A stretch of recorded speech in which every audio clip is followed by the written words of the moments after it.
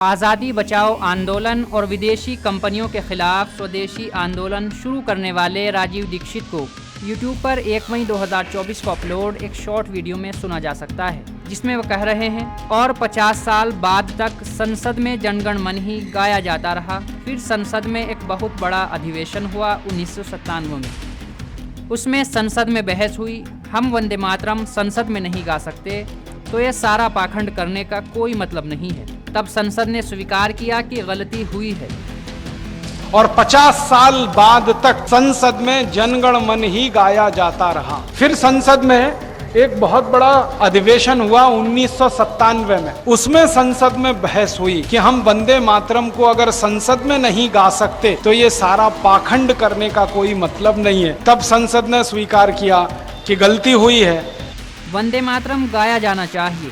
तो अब संसद में वंदे मातरम गाया जाता है, लेकिन जनगण मन भी गा लेते हैं।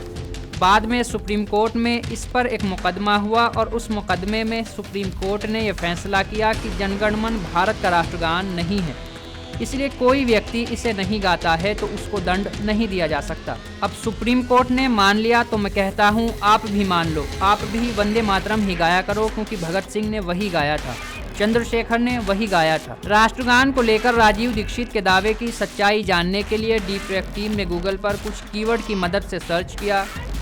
इस दौरान हमारी टीम को कोई ऐसी मीडिया रिपोर्ट नहीं मिली जिसमें बताया गया हो कि सुप्रीम कोर्ट ने अपने एक फैसले में माना कि जनगण मन राष्ट्रगान नहीं है। अलबत्ता डीफ्रैक टीम को कुछ रिपोर्ट्स मिली जिनमें बताया गया है कि 1986 में बिजो इमैनुअल और अन्य बनाम केरल राज्य के मामले में सुप्रीम कोर्ट ने 3 छात्रों के अपने धार्मिक विश्वासों के कारण राष्ट्रगान न गाने के अधिकार को बरकरार रखा। सुप्रीम कोर्ट ने कहा कि सम्मानपूर्वक खड़े होना लेकिन खुद न गाना न तो राष्ट्रगान गाने से रोकता है और न ही गाने के लिए इकट्ठे हुए लोगों को परेशान करता है, इसलिए यह PINH अधिनियम 1971 के तहत अपराध नहीं बनता है। राजस्थान पत्रिका द्वारा 24 जनवरी 2023 को पब्लिश एक रिपोर्ट के अनुसार 30 जनवरी 1950 को संविधान सभा में जनगण मन को भारत का राष्ट्रगान घोषित किया गया और इसी दिन वंदे मातरम को भारत का राष्ट्रीय गीत चुना गया।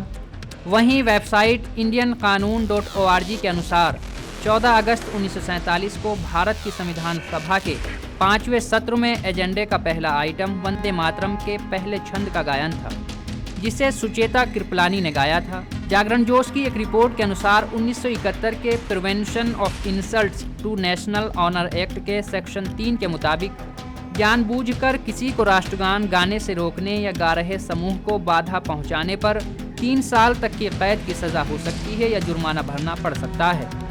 दोनों सजाएं एक साथ भी दी जा सकती हैं। डीफ्रैक के इस फैक्ट चेक से स्पष्ट है कि वायरल वीडियो में राजीव दीक्षित द्वारा जनगण मन राष्ट्रगान को लेकर किया गया ये दावा कि सुप्रीम कोर्ट ने अपने एक फैसले में इसे राष्ट्रगान नहीं माना था, इसलिए कोई व्यक्ति इसे नहीं गाता है तो उसको दंड नहीं दिया जा सकता, गलत है।